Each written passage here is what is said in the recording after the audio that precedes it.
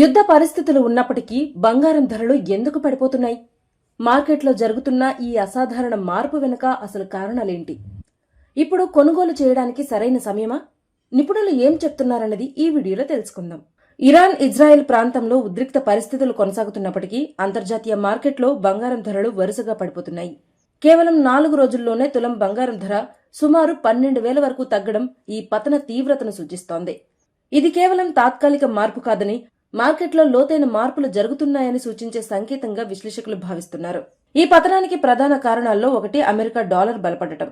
Dollar విలువ పెరిగినప్పుడు అంతర్జాతీయంగా బంగారం కొనుగోలు కూడా ఖరీదుగా మారుతోంది. ఫలితంగా డిమాండ్ తగ్గి ధరలు కిందకు వస్తాయి.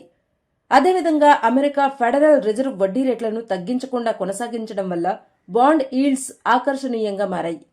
దీంతో పెట్టుబడిదారులు బంగారం నుంచి బాండ్ల వైపు మళ్లుతున్నారని మార్కెట్ వర్గాలు చెబుతున్నాయి. హైదరాబాద్ బులియన్ మార్కెట్ను పరిశీలిస్తే కూడా ఇదే ధోరణి కనిపిస్తోంది. ప్రస్తుతం 24 క్యారెట్ల బంగారం 10 గ్రాములకు 1,45,970 రూపాయల వద్ద ఉండగా 22 క్యారెట్ల బంగారం 1,33,800 స్థాయిలో ఉంది.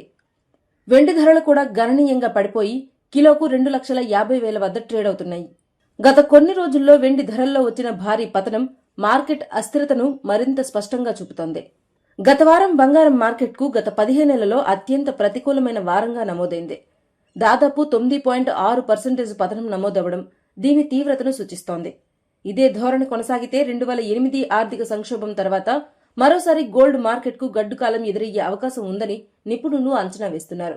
అయితే దీన్ని పూర్తిగా నెగటివ్గా మాత్రమే చూడాల్సిన అవసరం లేదని నిపుణులు చెప్తున్నారు.